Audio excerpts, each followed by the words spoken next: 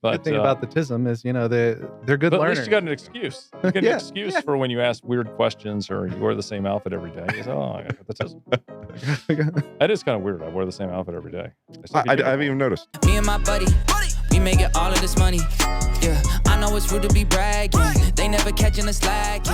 Me and my buddy. All right, guys, welcome back to Table One Podcast. Co-host Justin Young, other co-host Art Parman, and very, very, very special guest Cary Katz is joining us today. Thank you. Very, very special. That makes me feel like I'm on the spectrum, like a jungle.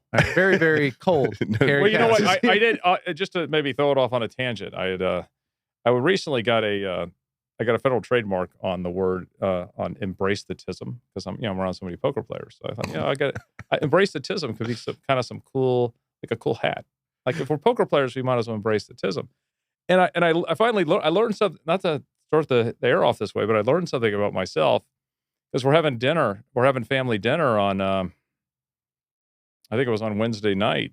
No, this was last Saturday night. We were having family dinner, and I was talking about embrace the Tism. And I was, making fun of poker players for being, because they're all on the spectrum to some degree, right? I agree. Like I always thought I was kind of normal. I'm like, hey, I'm probably like 10%. I just put myself as 10%, and then they were asking me what other people's percentages were. My family's like, that ain't even close. You're like 25 to 40. So they all ended up guessing, sticking at around 30% Tism. Okay. Which is, I guess, why you do things weird like wear the same clothes every day. That means there's probably something a little off on you. Yeah. I don't know if you're touching the doorknob 5 times before you have to open No, it or anything like that, but all right. I do wash my hands at least like 10 times a day. When I was an engineer, one of my coworkers, his daughter was autistic and like severely autistic. And like he actually gave everyone in the engineering building a questionnaire of just, he even like prefaced it. He was like, oh, you mind just filling out this like 20 question survey? And came back that like all 20 of us were on the spectrum somewhere. Because like it was an autistic test, but like he didn't present it that way. It's just based on your answers. Like it puts you. No. I took my anti-aging doctor. He has me take like this brain test, and there's one test I just failed miserably. He's like, look, I failed that one too. It's probably something you don't want to fix. It's one thing that kind of makes you more driven. Yeah. So it's like, all right, I'll just embrace it. I'll embrace the Tism. Man. Exactly. I do like the hat, and to your point, like I got to get the merch, dude. Yeah. I got to get the merch made. I had to get the federal trademark first. So just Tism and like two hugging embrace the Tism. Yeah. Oh yeah, Tism and like I like that. Yeah. Oh, love Tisms. All right. Yeah. No. And especially in the high roller realm, it's I think it's way more pronounced than if you go play like a $500 daily at Venetian or something. Yeah. No. Yeah. You're surrounded by it, and the fact that I thought I was on the lower end. Like I thought I was 10% shows you how weird the dudes are around. I was going to say, maybe you were. You compare yourself to everyone you play with. Yeah, I was comparing to them. I'm like, I'm really fucking normal. And you compare yourself to like, Jungle Man. Yeah, I'm really normal. This dude's weird. That's the key to anything. If you think you're slightly like, I don't know, an alcoholic, all you got to do is find someone more of an alcoholic, and all of a sudden you feel normal again. It's great. Exactly. Sorry, Bobby. I'm drinking water today. That's true. Cary, I don't think you've seen any of our episodes, but what we typically do for our viewership is to kind of take you back when you were a bit younger and kind of getting into cards or gambling. Yeah, or a Cary Kitten, if you will. Oh yeah, there you go. Yeah, not a cat, a kitten. I get it now. Yeah. All right. So where'd you grow up? I assumed it was in Georgia, but yeah, I grew up in Atlanta, Georgia. I was like a 4th generation Atlantan. Where were you before that, or the family like? Come overseas or? Well, my dad was adopted, so his ancestors are Russian. That's for the Jewish side of the family. He was adopted though, so he's like, I think I'm like 20% Jewish. That's where the Katz name comes from. Okay. I'm an Irish Catholic Jew. So I'm actually Catholic, but I'm probably the only Katz on the planet. I literally might be the only Katz on the planet that's actually Catholic. Yeah, like you're a cashew. I got it. Yeah. Yeah. I'm an Irish Catholic Jew. Yeah. Yeah. So I think I'm like 20%. That Ashkenazi tribe. Well, I think we were just told this is our 96th stream, and you're our first cashew. So that's I think cashew. We can say that safely. What is a cashew? Like a Catholic Jew. A Catholic Jew. Yeah. Catholic Jew. Yeah, the Irish Catholic Jew. Yeah. It's not that common. All right, sweet. So did you play games growing up? Was it eating chess or bridge or any of that stuff, or was it? Yeah. No, I learned chess when I was like 4. I used to play my grandmother, my dad's mom. I used to sleep. My parents were young. They were like complete degenerates. They were 21 and 20 when they had me. So they were like hippies. And so, yeah, they'd always send me out to grandmother's house because they were out partying and stuff. But yeah, no, I was over there at 4, and all she wanted to do was play game. I mean, we play game other than Prices Right breaks and food breaks. I mean, it was like it was literally we'd wake up at 7 in the morning and we're playing games all day long, whether it's chess. She taught me poker when I was 6. We played Rummy Q. Oh, Rummy Q. We played everything. I mean, it was like heads up battles. I do feel a little guilty because back in the Rummy Q days, there were little spots on the wild cards that I could see, which gave me an enormous advantage because she was always wondering why I always had the wild cards and she never got any. Yeah, so I still think like 13 tiles, but you can see like I do feel a little guilty about that, and but I thought I'd have to disclose that now. That was one of the more dishonest things I did as a young child. Did your grandma let you win like during the process, or it was just like it was a beat down until you figured it out? That's why I hate to get that card count. My dad would never let me win, and not only with that, he would mock me when I lose. So maybe that's where I get my. That's where I'm kind of a bad winner sometimes in the poker table. So maybe that's where I get it. I don't think that's true. Like you said, your dad was a hippie. How can your dad be a hippie and like berate you for like beating a 6-year-old in chess at the same time? He wasn't really like a hippie. He was a entrepreneur. Businessman. Free spirit, but he was he liked the party. They liked they had long hair and they liked the partying. Fair enough. All right. Like it's long hair for hippie, keep it tight, but business in the they were out there. They actually had like swinger parties. Oh shit. So that's probably when you need to send me off to grandmother's is when the parents are when the parents are swinging. Have you done a DNA test? Huh? Have you done a DNA test? No. My dad's easily 50% spectrum, so I definitely got it from him.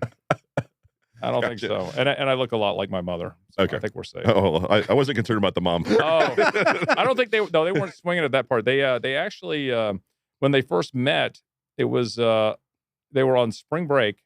My dad's from Atlanta, my mother's from New York, and they got arrested for disorderly conduct on the beach. And then my dad ends up visiting my mother in New York, and he says he's like they were in separate rooms because my grandparents were old fashioned, and then he was getting his father-in-law, my Grandpa Pat, catches him coming downstairs. He says, "Look, I caught you." He had actually just visited my mother. He goes, "I caught you." He goes, "My dad's about to have a heart attack." He goes, "Right in the refrigerator." So anyways, 9 months later, my parents had to get married. That's great. That's awesome. So what was your favorite game growing up? Like, I mean, I feel like as a youngster, like poker's kind of like, I don't know, like when I say youngster, like 4 to like 12 or something that. I played a lot in I'd play like my friends a lot. Like we'd play a lot. And especially in high school, it was a nice source of income. Oh, okay. So you're hustling people when you're in high school? Hustles. It's supposed to be a good term. Like I would just say playing with weaker competition. I felt like I was definitely the best player. Were you game selecting? Yeah, were you hosting or was this at like lunch and stuff? I'd host sometimes. Friends would host, but it wasn't like big stakes. It was like literally like nickel, dime, quarter. Okay, yeah. That's plenty. But what was the game back then for you? Was it stud stuff or? Yeah, it was all kinds of stuff. Okay, it wasn't no limit. Like, but it was AC Deucey, like Iron Cross, like some of the sillier games, or? Yeah, a lot of wild card games. Okay. So I imagine you're a good student. Like you're on the spectrum. We've clarified that. No, you were not. No, I hated school. I was so bored. Like like in school when you're in that how slow time goes when you're in school. Like it's 2:50 and you're looking at that last 10 minutes to go off the clock. Yeah, that was like eternity to me. Yeah, it would go backwards. No. Yeah, I wasn't a very good student. I never studied. I've never taken a note. So no, that wasn't conducive. And all I did in college was just drink beer. Well, you still got into college. No, and I went to college. I graduated from Georgia, but yeah, my grades weren't good. I got a BA in business administration, but all I did was major in partying. I mean, I never went to class. I just literally would I'd cram the night before and then eke out the C or B. Well, this isn't a good promotion for Georgia. I mean, you're a bad student. Yeah. You didn't get good grades, and you still got into Georgia. I mean, well, no, I would have never got in today. No, I had a good SAT score. That's why I got in. Oh, okay. But I had shitty grades. Talented but lazy. Yeah, that's the most cool. I wasn't lazy. I think I was just like unmotivated. I just think I don't know. I don't think college is It's not a place anyone should go. Anyways, let me start a business where I help people go. Yeah, maybe. No, I'm with you. I think college, the degree is going to be almost worthless in like 20 years. I just think you could pretty much self-learn anything. Yeah. Whatever you're passionate about. Yeah, one of the best, I mean, it's kind of a tangent here. I forgot the name of it, but it's a school that started in Austin where all they do is have like 2 hours a day of like AI tutoring for the kids. And they just like talk to ChatGPT, like a customized version of it. Yeah. And then they learn shit. And then the rest of the day, they like basically play outside and learn critical thinking. I was like, if that was here, I might be down to put my kids in that. All right, just a quick break to tell you something really cool. You have seen us talk to guests like that person that's not there, but we are going to play some poker in front of you guys. Coming up November 6th through the 10th. The dates are not exactly set in stone, but we are going to be live on YouTube on the Venetian PokerGO stream sometime in that date range. The details are going to be on table1.vegas/PokerGo. Get on there and sweat us. That sounds great. And also, if you guys actually want to play on there, please reach out on the same website. There's a chance we might have a seat or two open each of the days. And we'll be playing 100, I think 10K buy-in. So can't hurt. Just throw your hat in the ring just in case. A little table one loose cannon. Oh. So did you have a goal when you went to Georgia? Like, were you motivated to kind of like, whatever? I know you graduated with a business degree. Like, Yeah. Was that just always the goal? Is like, I just want to do some kind of entrepreneurial stuff or like something like where I can have my fingers all over it? Yeah, I always knew I wanted to be a businessman. So for Halloween when you were 12, you're like, dress up like a businessman. No, Boss I baby? just well, look, Boss baby. my father was a businessman, and Okay. so I knew I'd follow in his footsteps. Did you have a bunch of ideas during college where you kind of knew what you wanted to do once you No. graduated? No, all I was doing was just all I wanted to do was Party. chase girls and drink. Wish I knew you then. I mean, that was in Georgia. It was like and go to football games. I mean, it was just a 4-year paid vacation. So what Well, I happened? got student loans. I actually took student loans out back then. Did you pay them off or they still I did pay them off. All right. I paid them Making off. sure. I didn't pay them off until I was like in my late 20s. Beats a lot of people, I think. I was same with me. Yeah. I think I paid my last one when I was like 31. Oh, okay. Yeah. So after you graduated, was I wouldn't say games on your mind or whatever, but were you playing like throughout college, like whatever fraternity games or like college games with your buddies? No, I wasn't. or- I wasn't in a fraternity. I'm not good at taking orders. It looked like it was fun to be in a fraternity. It's just like to be like a slave for like 3 months. It just seemed pretty unappealing. That part does suck. I'm not gonna lie. Yeah. So, I- and it was kind of expensive. So I didn't have a lot of money in college. So straight into work after college? Or? Yeah. College. Just because I wasn't really qualified for it. I got a job as a salesman, which is pretty much all I am at this point. It's all I am today. Really, I don't have a title. It's just salesman. I mean, so I guess sometimes you slap a founder title on there. I guess, but sales is the most important skill in business. It's the most important skill in life, right? You've got to sell your family. You got to sell your kids on being good kids. You got to sell your kids on not being a bad student like I was. You got to sell your wife on being a good partner. You got to sell her on where you want to go on a trip. I had to sell her to move to Las Vegas out of San Diego. Now that wasn't an easy sale. And in business, you got to sell people on your vision.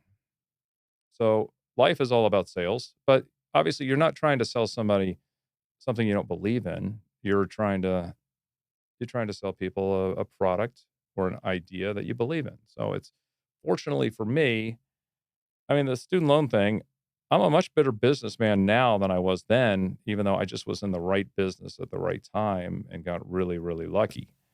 That company started out, the first year we did like 16 million in loans. I'd lost almost all my money. And I started offering a new product called a consolidation loan, which allows the students to consolidate their loans together. So I went from 16 million to like 780 million in year 2 or 750. I can't remember the exact number. And then by year 3, we're doing 3 billion a year in loans. So it was quite an operation. That is. How did the initial business start though? Like, I mean, was it just an idea? And Yeah, I was at my other company. I was like the senior VP of sales and marketing, and I was trying to work out a new deal to stay there long term. I had a pretty good salary. I think I was making like 150, and I couldn't work out a new deal. And I knew I was, I'm like, fuck this. I'm gonna just start my own business. You know what? I'm gonna just start my own company. and that business was doing the same thing that you started? Yeah. I started out, and I ended up, stealing a bunch of the best employees, because what is a business? A business is all about, what is a team? It's all about just having the best employees that you can have, good people that you like working with, that are smart and motivated. So More sales. Sell them on your vision. yeah, And so I was it'll be able to get a lot of the employees to come over and follow me. So they were already trained. So that really saved me a lot of time, and we were up and running. We were humming. So like that sounds like obviously it's exponential growth for like that sound like the 2 or 3 years. Did the No, we did over a 10-year run. We did 20 billion in loans. did the business ever get bigger than like you expected, or like or Oh, was this yeah. always kind of the goal? Oh yeah, no. It was. I wasn't expecting it to be the largest privately held student loan company in the nation. I wasn't expecting to do 20 billion in loans. I mean, I just was in the right place at the right time, and Were you and when I was losing a lot of money the first year, when I was like getting a little worried, because I had 6 kids, or at the time I had 5 kids. Yeah. I mean, you wake up at 3 a.m, you get that pain, that pain in your gut. You're like, but I don't want to freak my wife out. So it wasn't like I was telling her how bad the financial situation was. That's what's look, because I didn't want to I don't want to freak her out, and it's just she's a little more high stress than me. I'm pretty laid back. How does a business like that work? Is it all? Are you borrowing the money to loan? Yeah. And then Well, I had to convince a bank to give us a warehouse line, and then they would be they initially I was selling the loans, but then eventually you get warehouse lines, and then you securitize the assets so that you basically turn them into bonds, and then you get all the future cash flows, which maximizes the value of the asset. I'll pretend I understood all of that, and we'll move on. All right. All right, guys, going to take a quick break to promote Phenom Poker. A lot of special things are happening. They've added double board bomb pots. Sit and Goes is now a thing, so come join us.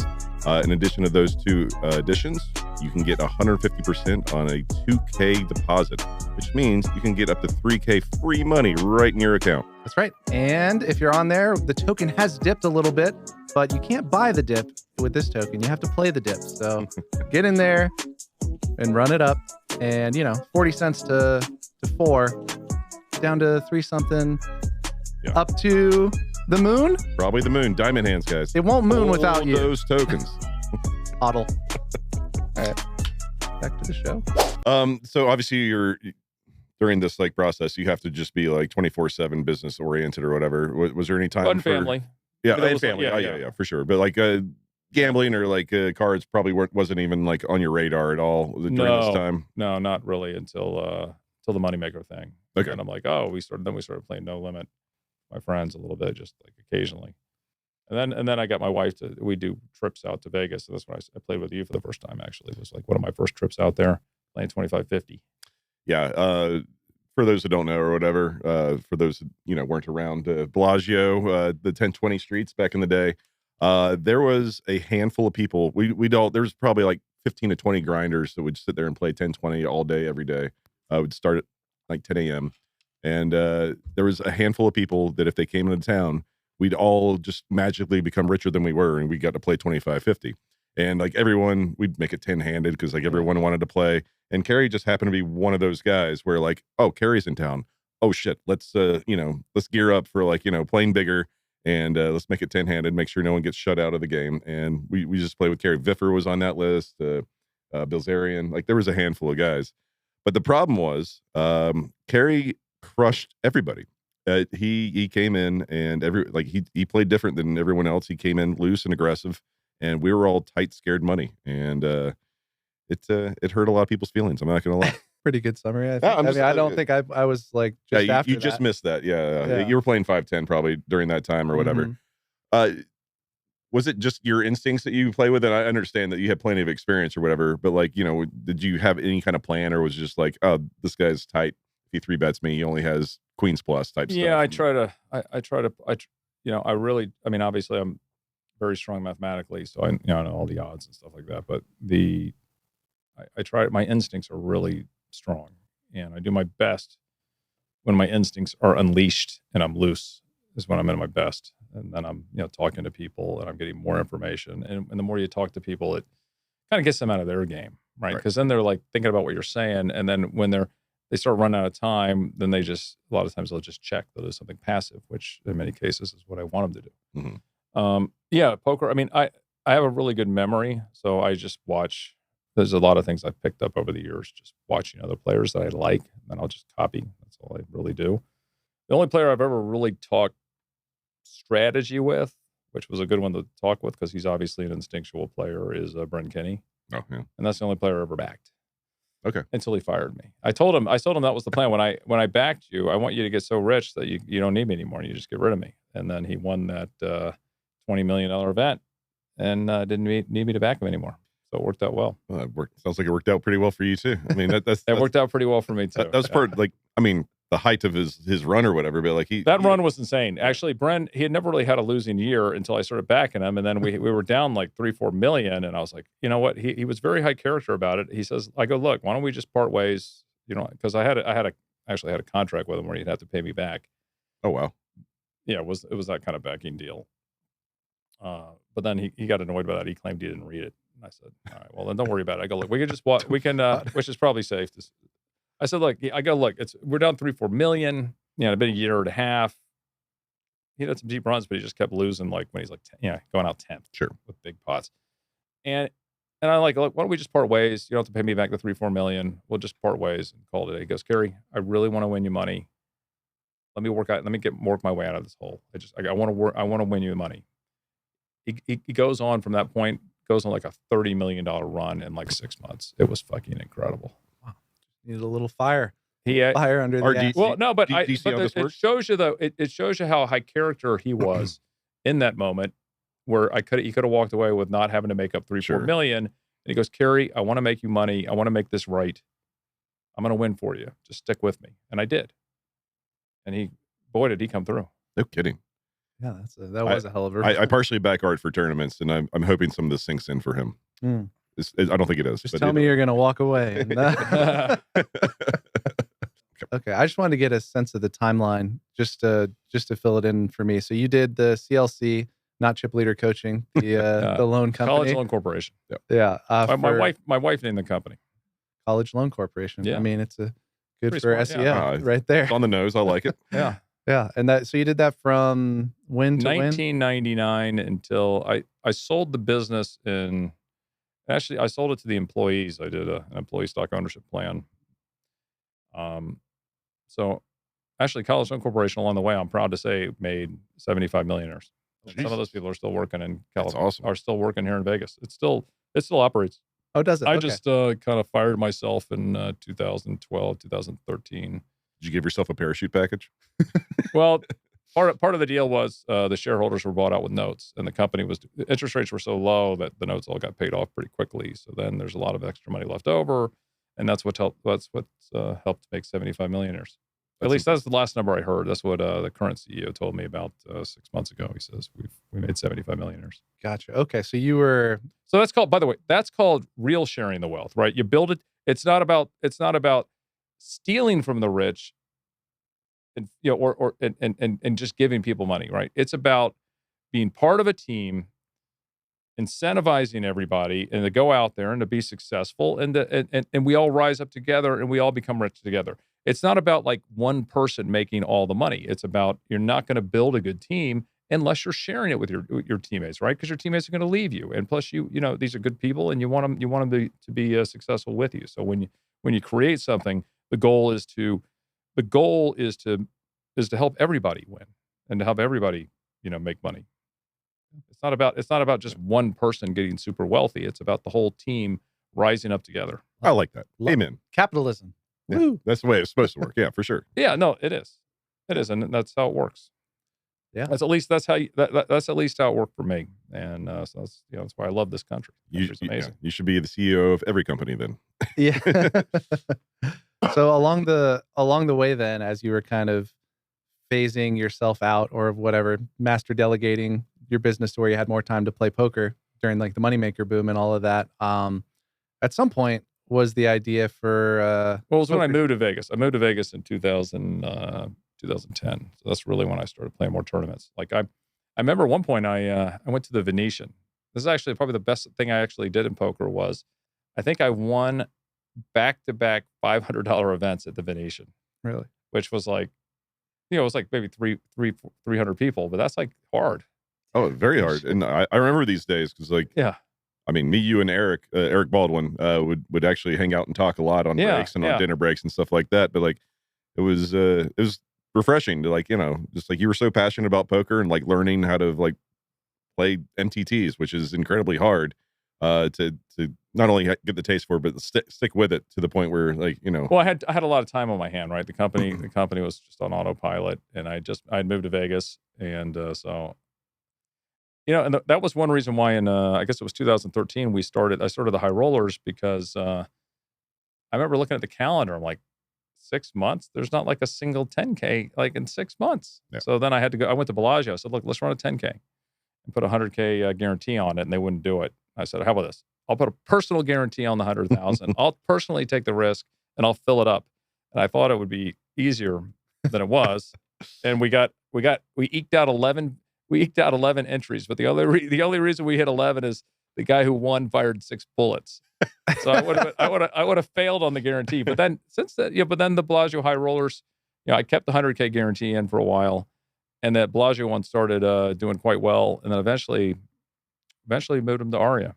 Oh yeah, I remember those days. Oh yeah, yeah, they were fun. Tell me about those days. Well, I mean, I know basically when I got involved. Yeah, this was before PokerGO. Right. Yeah. Yeah, this was pre-PokerGo. Yeah. So, actually, I don't think I played any of those. I don't think I got involved till after. I can't remember, but I remember you reaching out like when it was very similar or whatever. Like on the initial parts, like it was a lot of 10 to 20 person fields of 10Ks and 25Ks, and I mean, you partially backed me during that time where like you would just basically buy a piece of me during that stuff, and that completely grateful. I think I made you money, so yay. Thank you. Not much, not like a Bryn Kenney, like but you didn't lose them 3 or 4 million either. So it was a refreshing like atmosphere, and like I think you did carry that over into the Poker Central and PokerGo studios and stuff like that. But it was we were treated incredibly well, and like it was almost felt like a who's who boys club of like like cool poker players, and like just getting a chance to play always felt really like you belonged, or like you were part of a team. Yeah, you once told me the story, well, the outside of the story, when Cary first like talked to you about Poker Central and making a channel like the golf channel or the tennis channel, and when was that around? I want to say this is like 2011. Like I think it was like first mentioned over one of our dinners, like me, you, and Eric, and I think you were just spitballing, and you're just like, I have an idea to make poker closer to like golf, and like have like these like separate events, and actually have like advertisers put in like some of the money. And I don't know how Eric felt about it, but like in the back of my head, I was like, I don't see how this can work. I don't see, like, I mean, poker's just seemed like such an outlier compared to something so mainstream like golf or tennis or something like that. Yeah, so disjointed. Right. And like you're very passionate about it. I was like, I don't know if it'll work. I don't know where you're gonna find the stuff. Everyone views poker as like a bunch of slime balls, basically, that like you're trying to cheat each other. Like unfortunately, I still feel like it's kind of that way. But yeah, I was extremely happy, obviously, that like you went ahead with your vision and made what you've made, because to me that is the biggest poker contribution in the last 10 years, and I don't mean that flippantly. Like I love what you've done. And yeah, will you tell us a little bit about the early days, the Poker Central, and like trying to get that off the ground, because that's like a big undertaking to start like your own channel. Look, I was very naive. I thinking that the media, just underestimating the media service, and thinking I could rebuild it and just build it from scratch, like I did at College Loan Corporation. In hindsight, hindsight's always 20/20. But if I was smarter, I would have just acquired things. I would have just acquired the WPT, and then I would have had a nice operation as opposed to trying to like just build it up from the ground up. Because building a media company from the ground up is it's just too expensive. I just put way too much money into it. It's a passion project.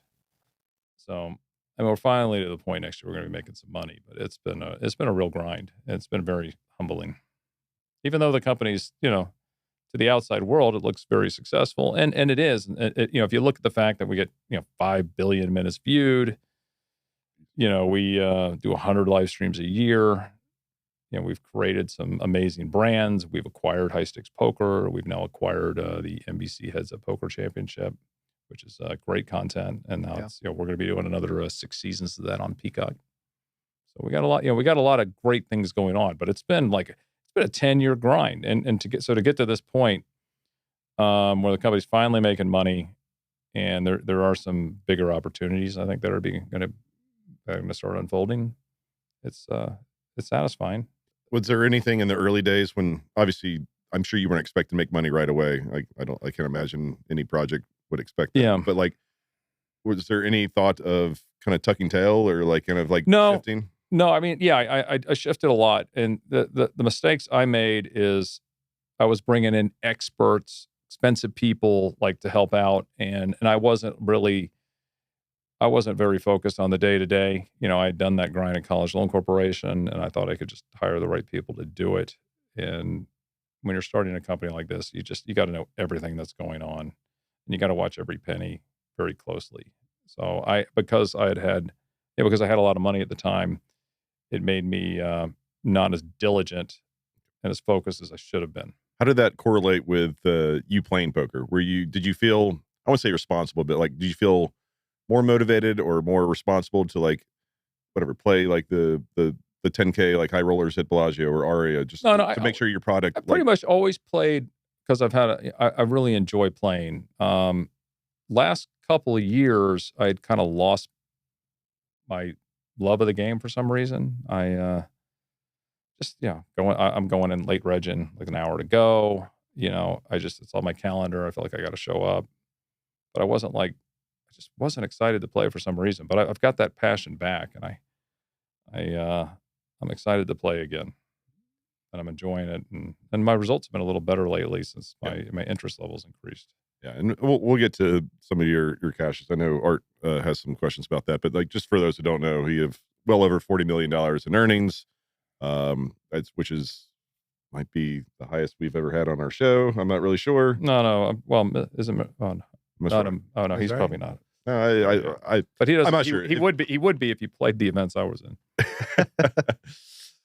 But you've obviously played as big as $1 million buy-in. I know you did was it the big one for one drop, or is that what it was called back then or whatever? And I think you famously got in aces versus aces and ran out the flush. Had to fuck up poor Connor Drennan. Yeah, I was as someone that was watching it, I didn't know what was going to happen, so I was watching it for myself in real time, and I was just oh, aces versus aces, and the whole time it's not like I was rooting against you because I was, but I was what a terrible way to lose $1 million, just in an aces versus aces. Well, I have a good Connor. I have a good Connor story. I later on, I'm playing him.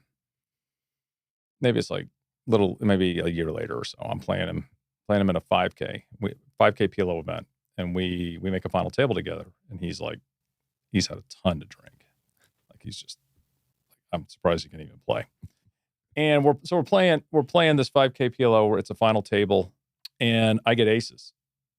And in PLO, obviously aces get cracked all the time. And then he's short stacked and he gets it all in, and then he cracks my aces. And I look over to him and I go, now we're even. And he's like, fuck that. We're not even. Fuck that. We're not even close to even. It put him into a rage.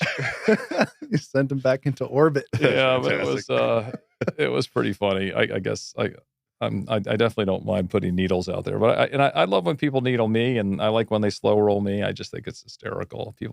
I think people get way too uptight. It's part of the game is just just have fun. Yeah. I don't care if someone slow rolls me. A lot of times I'll have aces, and we turn it over, and I'll just put out and show the one ace.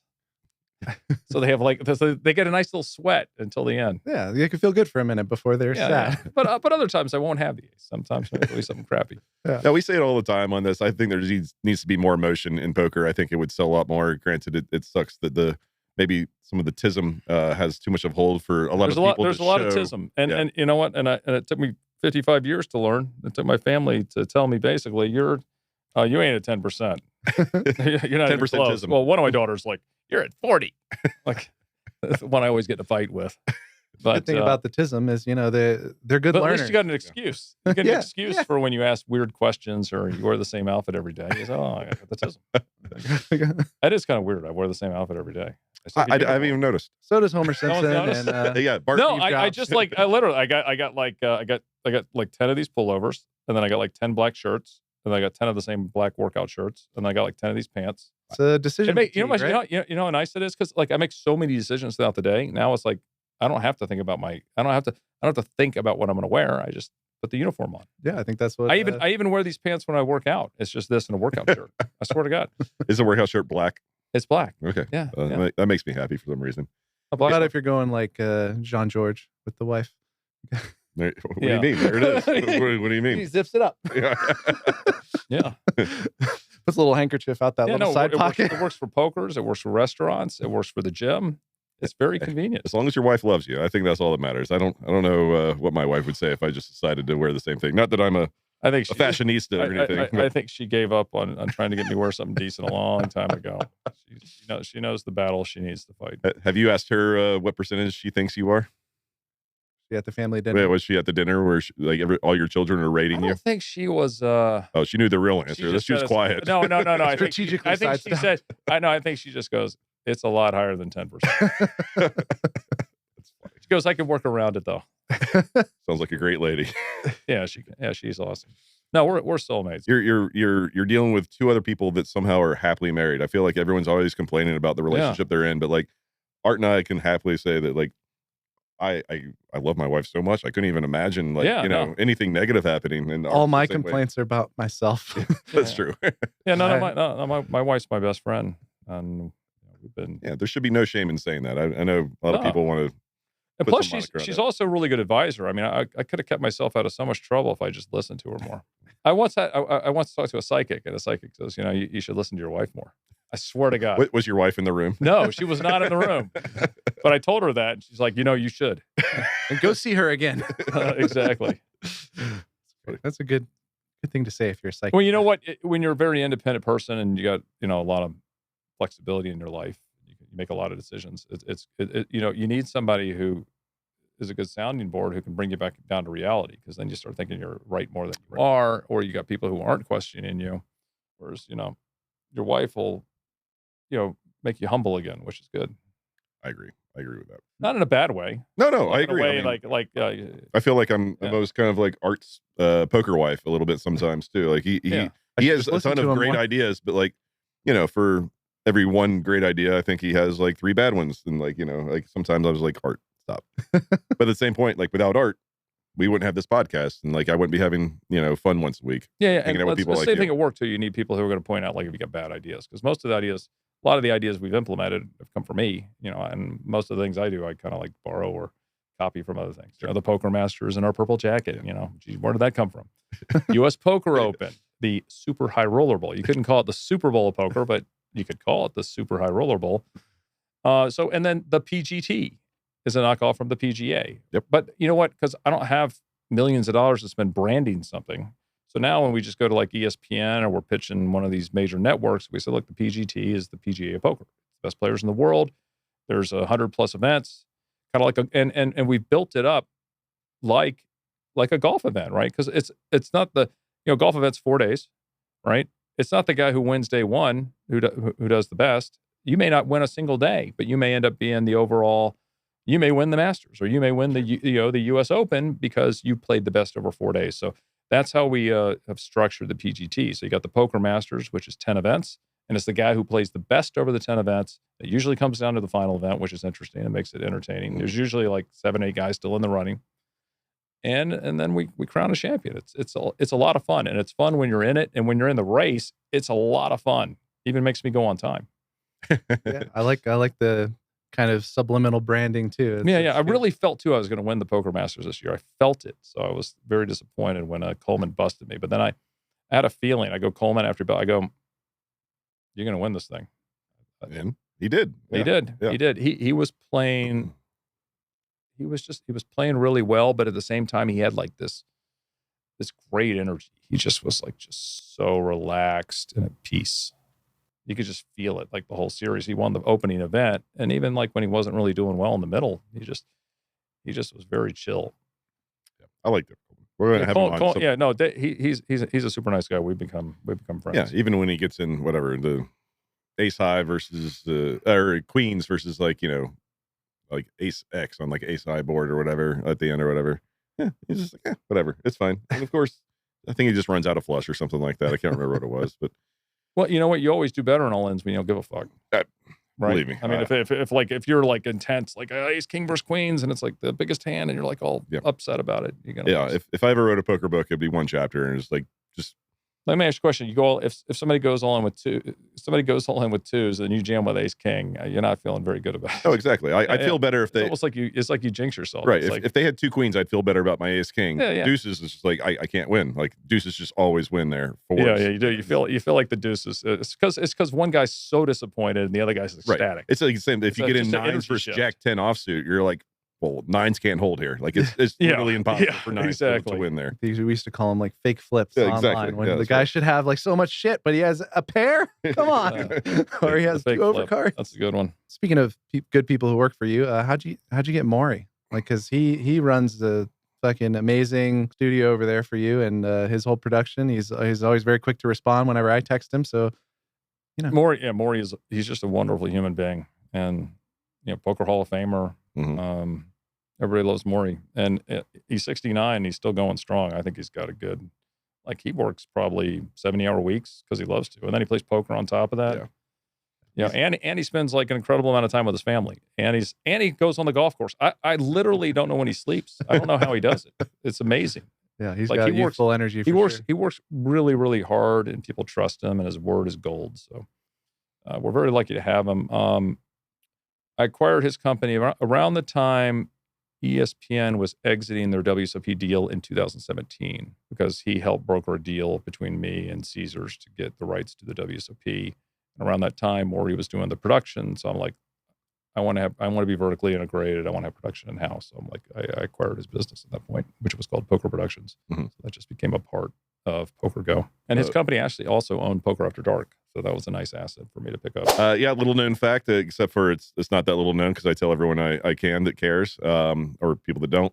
Cary and I have the same birthday, as well as Mori and us as well. But he's exactly 10 years older than me, and I think Mori's like 24 years older than me. I think that's to the day, which is I feel like the run to the litter a little bit when I'm compared to that, but still I'm in the conversation. It's a good poker birthday apparently. Yeah, you got 10 years to catch up on Bracelet count.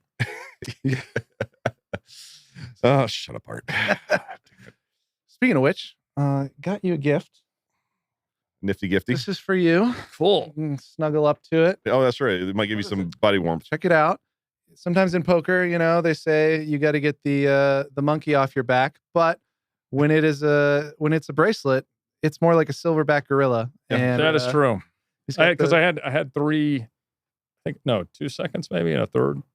You have plenty of final tables. I know that. Yeah, he's got the little bracelet on. I got 2 more in the bag for the next couple, or you could put your real bracelet around. Actually, no, I had 3 seconds. If you want. I had 3 seconds. The first one was the most painful one, and that's the one I was at my. Was that the 5K or? No, it was a 10K pot limit, okay. And I was playing David Katai. Yeah, that's right. And we got 90% of the chips in play, and I had kings versus jacks. So yeah, that one hurt. There you go. That'll warm up a little bit. That one stung. There we go. All right. Stung. Now, like where did the jack come? Let's talk about where the jack came. Let's get you warmed up a little. Yeah, in the window, of course. In the window. Yeah. Well, I'd rather get it over with. Yeah, at least you have hope. Right, a king could be behind that. For some reason, that's way better than turning in river and stuff. Oh yeah, definitely. Right. Yeah. I'd rather get it over with. Rip the Band-Aid off. So for those that might be thinking like, oh well, Cary probably got in some small field Players Championship or a 50K 100K. or 100K. No, his bracelet was in a $2,500 freeze out. A freeze out. So did you late reg? I late reg. Actually, I was supposed to take my wife out for dinner, and I'm like, I don't know. I really feel compelled to play today. And then she was kind of annoyed with me. What did you just have a feeling, or did you just kind of I just felt compelled to play that day for some reason. Nice. I don't know why, because I really don't play those events too often. Was there 2,500 probably took like 3 full days or 4 like a shortened day or whatever. Like what was the run like? Were you, I nervous isn't the right word, but like were you starting to feel it? I literally enjoyed every minute. Okay. I really did. I just I'm trying to live. One of the things, I asked my wife what my blind spot was, as I'm working with this energy guy on it. And she said, your blind spot is you're not present. So like, I think one thing you learn in life is that, when you get older, if you're not present, your days start going by extremely fast, like really quickly. You're like, wow, this year went by fast. You go back to school and you're a kid and you have all these memories and everything's new. Time goes by really, really slow. Like back to the example I said where it's 2:50 and you're waiting for that last 10 minutes to tick off the clock. It's like an eternity, right? But now when you get older, everything's not really new anymore. And it's like Groundhog's Day and everything's going by really quick. So my goal now is to learn to be more present. And the only way to do that is really just focus on the present and to really be there, which slows things down. Because, I'm very blessed and grateful to God for my life. And I need to be more present and focused so that I can live, so each day slows down more. How do you do that? To do.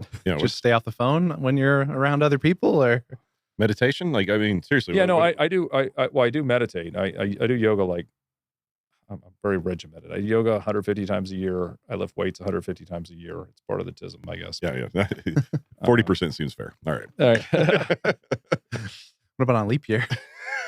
Still 150. Yeah. So the goal is to become more present, right? Just focused on now, not keep thinking ahead or living in the past. Is there any exercises you practiced in order to snap yourself into it if you catch yourself kind of like drifting or like or whatever, getting in the gray is kind of like the way I call it, where I'm just kind of like... The other thing I'm trying to do, and I've always, like, the guy who really raised me in a way is Earl Nightingale. I used to listen to his tapes. That was one of the things my dad did when I was 13. He gave me Earl Nightingale tapes, Lead the Field. So these are like very powerful, like big picture concepts, things like, always having a positive attitude, like things like, setting goals.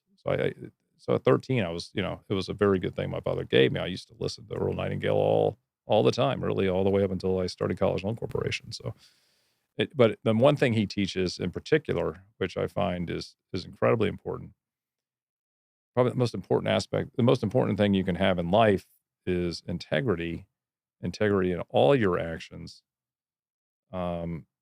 Because if you don't, then the karma shitstorm's just going to be unbearable, right? You just have to have integrity in all aspects of your life. But that's one thing I like about playing poker.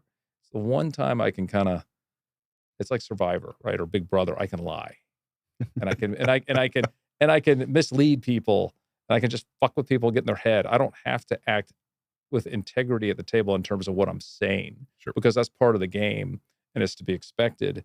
And for me, it's just fun. And it's the mischievous part of me. I really just enjoy talking to other players and just getting reactions out of them, especially because even the tenser the moment is, I don't really feel the tension. I'm just very relaxed at the table for the most part. So for me, it's really fun. And then I see that they're like under a lot of stress. So that, I feel like that's one of my competitive advantages. Oh, for sure. Oh my God. It's like the game Bullshit where you got the cards and you get to lie about how many you're putting down, Yeah, exactly. 3 2s, if anybody wants to challenge that. Yeah, no, it's just fun. But it's nice. I wouldn't call it the devil on your shoulder, but kind of letting that part loose a little bit, just to... Yeah, it's a release. Little taste of life. Yeah, because you got to, like, in the rest of your life, I got 6 kids, I got 6 grandkids, I got all these businesses. So, I got to have integrity in every aspect of my life, except, when I'm playing poker and I'm talking to other poker players and I can just fuck around. It's fun. Yeah, except when... It's a release. Except when Cary, looks down for the 3rd time. He's just like, got to raise again, guys. Nothing I can do here. I just got to raise. And he just has jack shit. And you got to 3-bet him just to find out where he is, Yeah. Then he'll give a nice speech for a little while. And he's like... I don't know. I remember I'm still angry by the fact that I was once playing you in PLO. You won't remember this, but I picked up a nut flush. I bet you raised. I put you all in. You're like, well,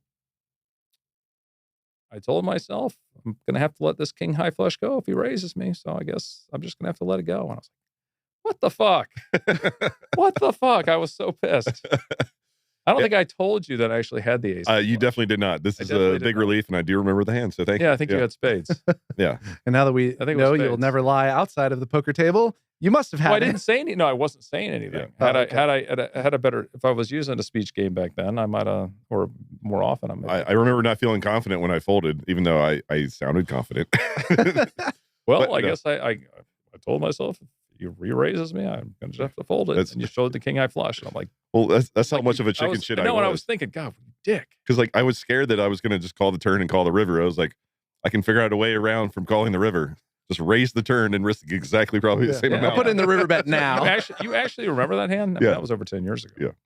Yeah. I do. He's got a good memory too. Yeah. He's trying to kill them all with the beers, but Well, it's not working. now you know I had it. I kind of want to. Yeah, I think I might play poker after this. Just to. I feel all Now, kinds of confidence right today now. with my game, there's a good chance I just had the ace of spades. Half the time I just have the ace of spades. So, So- you may be a little less. I think last I time was we a little tighter back then, Yeah. so it was easier to make the fold. that might be true. I think last time we played, there was a studio wide. I won't call it a controversy, but a debate of whether or not you had a hand versus Jeremy Becker, who we've had on the show. Great episode. You guys should go back and watch. Yeah, Becker, I've been killing him. Yeah. lately. So like he can't win a hand against me. It's crazy. he basically like was selling a hand history, and like basically 90% of the room told him it was a clear call or something like that, and 10% is like, no, it's a fold or whatever. But he wanted to be justified, so right. Well, they made a video on it. Exactly. Like the studio went around and asked anyone Yeah. that was important. They didn't ask me, which is fine. I think it was like 70-30 said you should have called. Yeah, right. By the time like they started interviewing, I think I'm not sharing that one. Nice try. yeah. But no, like that's kind of the point. Like you like to kind of keep that stuff a little close to the vest, and I think that's part of your mischievous side of like, you know, leaving people wondering and a little psychological warfare like going Yeah. forward. Because obviously people have caught you in bluffs, especially like in the last 5 years. Everyone knows you're very capable of some shenanigans. But I think some people kind of pigeonholed you as this guy he'll never bluff rivers. He'll never take the aggressive route with like air. And it's so not true. It's so not Stop. true. Sorry, we're calling him out. Sorry, he yeah. may bluff. Yeah, like I said, no one's watching this podcast for poker stuff. Well, I was a lot tighter in the beginning. The first, I read a book on poker. I did read Cluday's book. Probably cost me $1 million. How to play craps and stuff. How to play as tight as possible so everybody can read you like a book. That's what I learned. All right, so let's start talking about the future a little bit. Like not just PokerGo or whatever. I do want to hear about that, but like for you personally, you said you've kind of got the itch again to play some high volume. Like, is it just everything under the sun, or are you gonna? It's just going to be PGT stuff. I'm not traveling. I spent 3 years traveling, or a reasonable travel schedule, right? I would go to Barcelona, Australia, playing some of the Triton stuff, but that was enough. It just took too much out of me. Yeah, that seems like hard work to like travel halfway across the world, It's just too much. play like these turbos, and just have enough time to get some sleep and do it all over again. Like Cure me of traveling going to Cyprus. I fucking hate going there. Oh, God. well, do you like Jeju more or Cyprus? You went to Jeju, right? Yeah. I think I like Jeju better. Yeah. At least, Okay, but yeah, at least you can like fly into Seoul and then fly into Jeju. Like Cyprus, you got to go through like Istanbul, or you got to fly into the Greek side and then go across that crazy border for like an hour and a half drive. That's just So everything domestic, basically, or look, everything. The horseshoe is literally the horseshoe is like right by my condo, and then the PokerGo studio is 10 minutes away. So between that, I mean, that's like 100. It's easily over 100 events that I could play. I mean, why would I travel? Okay, fair enough. Hey, So that's like it's even going to like Bahamas or something like that, is that kind of off the radar? Because I know you went for maybe a handful of years. maybe if they engage us to help promote it, There we I could be persuaded. There it is. That's not a look. Bahamas, those aren't PGT qualified. So if they're not PGT qualified, I'm not that interested in playing. Makes sense. Why would anybody want to play something that's not PGT qualified? Why would they indeed? Yeah. What do you have to be PGT qualified? You got it. You got to be on the PGT calendar. You got to be one of our partners or one of our events, right? We have the PGT is 100 events. The WSOP certain buy-ins qualify. That's why Grinder is way up on the list in terms of he's like number 2 overall, and he never plays a PGT event. But we have 4 majors. We have we kick it off with the PokerGo Cup, and then we have the U.S. Poker Open, and then we have the Poker Masters, and then we're going to cap it off. Last event of the year is going to be the Super High Roller Bowl. And actually, this is going to be exciting for Justin because I think I'm actually going to get him to play it this year because this is the 10-year anniversary of the Super High Roller Bowl. So it's Super Bowl Super High Rollerball X. And we're keeping the 300 big blinds, the 75-minute levels, 7-handed play. It's all beautiful. It's a freeze out, 300 bigs, lowering the buy-in to 100K. Hey, So, America, I just don't think America has an appetite for 250, 300,000 tournaments anymore. So we're going to lower to 100K. Why? Because I want more PGT players like Justin to say, look, 100K, sure. I can raise some money for 100K, especially with something that's only got 1% rake. Right. 1% rake, 300 big blinds, which, you play a lot of deep stack poker. That's right up your alley. That's what I prefer. And so I think, and it's the last event of the year. It also, the nice thing about making it as the last event of the year is before the tax ambiguity kicks in next year. So it's another compelling reason to play. So it's December. It's going to be December 20, 21, and 22. I know a few people are annoyed by that because it's so close to Christmas, but life's not perfect. I'm doing. What's a better gift than millions of dollars in your pocket? Yeah, exactly. That's fine. I can tell my mother-in-law like why I was late because you're not even going to be that late. You get there on the 22nd. No, a couple million. I think that would work out good. I think we're planning on fly out. So you think you'll play? Are you sold? Well, I have to sell to be sold, yeah. but yeah, of course. I mean, start selling now. I heard it's a very important skill. You have to sell people on your talent. Art. How much money are you willing to invest in this? I want to talk about something else now. I don't think you'll have a problem getting in. Yeah. Thank you. I hope not. And the nice thing about that is being a 300, it's a freeze out. So you're only going to have to beat Right. Chidwick one time. Yeah. You're only going to have to beat Kuhn one time. So now it's not like it's not like those other super high roller events where you got to beat Chidwick 4 times. Yeah. That's difficult. Yeah. That's really hard. I agree. And hopefully someone else will beat them for me and I'll just beat that person that beat them. That's my goal. That's even better. I don't want to have to beat them directly. I do want to touch on another thing that I love that PGD does, which is an end of year free roll. So basically the top, I believe it's 40 people get put in this $1 million free roll, which is amazing. It's a $25,000 value. I know you've done some exemptions for some personalities in the last year, maybe 2 years. But we'd give some out to sponsors. Right. So the problem is I'm not generating enough sponsor revenue to maybe justify having $1 million happen every year. So next year we may have to lower it.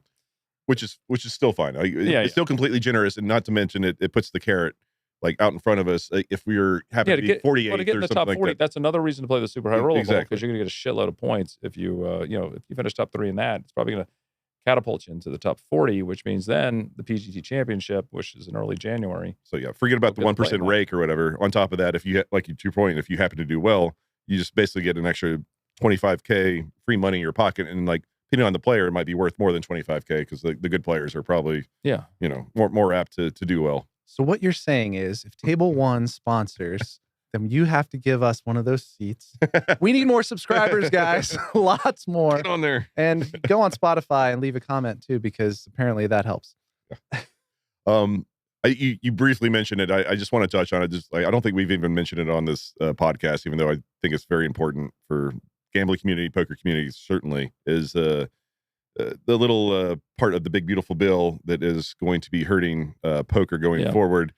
Obviously, I assume your opinion is the same as like everyone else in this room of it being poor, but I don't know. I don't know where I'm going with this necessarily. Do you think like? Do I think it's going to get fixed? Basically, yeah. Like I think it might take a year personally, but like I think you know a lot more than me when it comes to this stuff. The biggest hurdle on that is that the bullshit, scoring they do is like, oh, it saves $1 billion. Not going to save shit, right? It's just right because it just means people are going to just play less, or you're going to just incentivize people to go off grid. Right. Yeah. So, I mean, Ted Cruz is fighting for it. Yeah. I mean, I think both sides of the aisle, and even the Democrats in Nevada want to get rid of that too. So, I think there'll be some support for it. I'd say it's unlikely it's going to get fixed this year. I'd say it's maybe 50-50. It gets fixed in some bill. I don't know. I just don't know who the big lobby is behind it at this point to like fix it. That's the problem. Who's the power broker behind it other than... I've always been curious about this because like... I mean, it could actually be really bad for Vegas, right? Yeah. Because then they get the high rollers coming in town. High roller drops... He wins $3 million, he loses $3 million, and now he owes fucking taxes. I mean, so that you would think the casinos want to get this fixed. They have the biggest stake to get it fixed. The ones who have the whales who come in. So hopefully hopefully they can just sneak it in whatever the next big, beautiful bullshit bill is. No, that's fair enough. And like I was the one I was talking to my wife about it. I was like, there's casinos in like almost every state now. Like every senator, every representative should be fighting like against this. But like, she's like, well, maybe like the casinos aren't actually fighting against it. Maybe they just want to keep it as quiet as possible to just. No, I think a Republican's responsible for sneaking it in. I can't remember his name. It's one of them. Yeah. Unfortunately. And I don't know if it was like Indian casinos behind it or I don't know. Yeah, I heard rumors it was DraftKings. Whatever. No, I know. I don't believe that either. I don't think it's. I think it's literally just a senator who doesn't give a shit about gaming. Says it's $7 million and he snuck it in.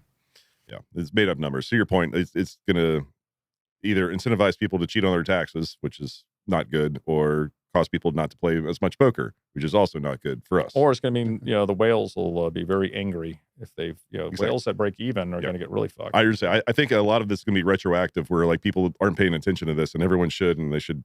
Well, it's not retroactive this year, right? But I'm just saying, like, it'll be retroactive next year, where like a lot of whales will get their tax statement like next year, like. What the fuck is going on? To your point, like they go in there, they think they have a good year where they broke even, like gambling, like $3 million, and all of a sudden they just owe 10% or whatever. Yeah, they own like 100,000 in taxes. Exactly, like that. That's going to wake a lot of people up, I think. But unfortunately, I think it's going to wake. Fundamentally, how is that fair?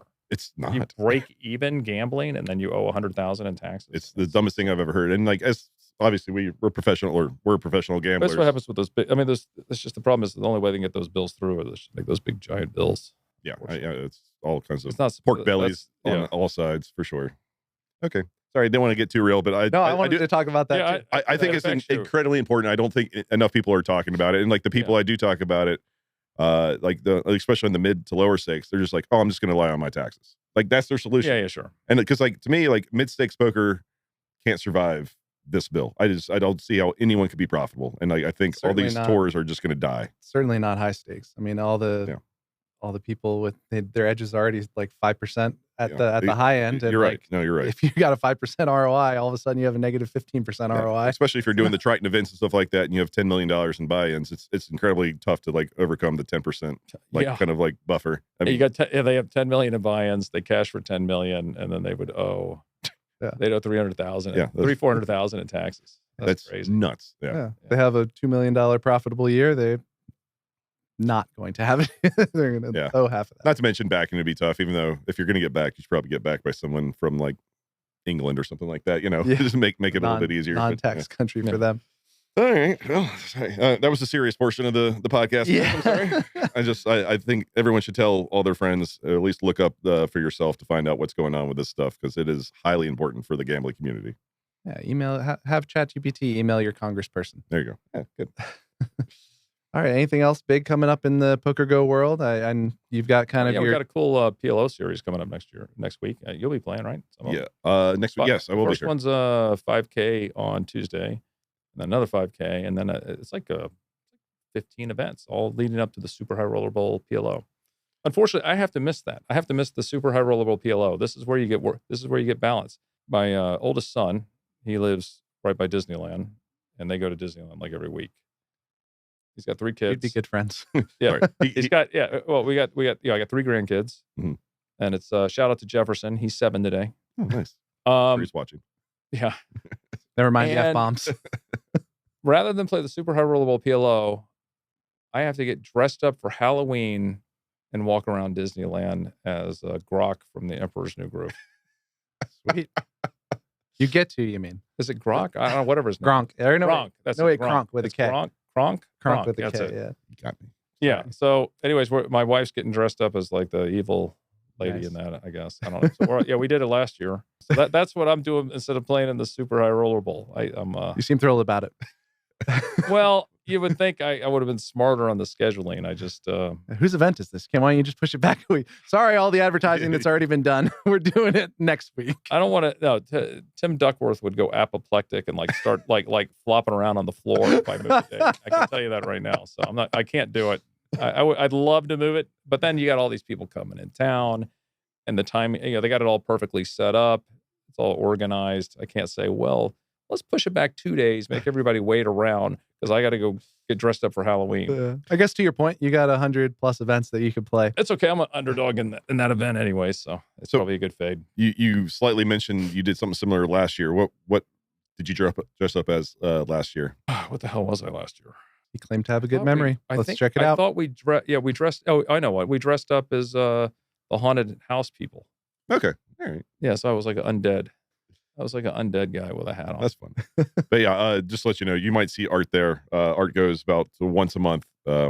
Luckily, he has children. I'll send you. You know what? You got to see my wife's costume from last year. It's fantastic. I'll forward you that picture. Okay. You can show it on the air. It'll be okay. I think you won't get my picture, but I'm going to put her up there. That's good. Blast her. She can't defend herself. She was the undead wife or the undead bride. Nice. Very nice. She looked pretty hot for being undead. I'm just saying, she did. Necrophilia. Oh man. All right. Well, you don't do much like social media or anything like that, do you? You know what? I finally took my Twitter account off private. Oh yeah. So it's actually there. And as Justin Aria pointed out, I commented on one of his comments. He goes, "Wow, that's the first time you've ever commented in the 10 years." Because I got at Cary Katz because I didn't want anybody having it and using it for shenanigans. But now I've opened it up. So at Cary Katz. There you go. Yeah, there could be some political posts. Yeah, there could be some poker posts one day. I don't know. I've posted one time in the last 2 years, so there's not really a lot to follow. Sounds like a hot follow, guys. Get him while the stock's low. I'll get more active. I can't be less active. I don't have a Facebook account.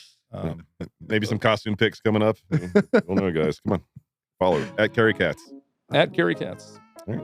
And on that note, thank you for doing this. Yeah, I appreciate it. It's fun. You're awesome. Good time. Me and my buddy, we making all of this money. Yeah, I know it's rude to be bragging. They never catching us slack.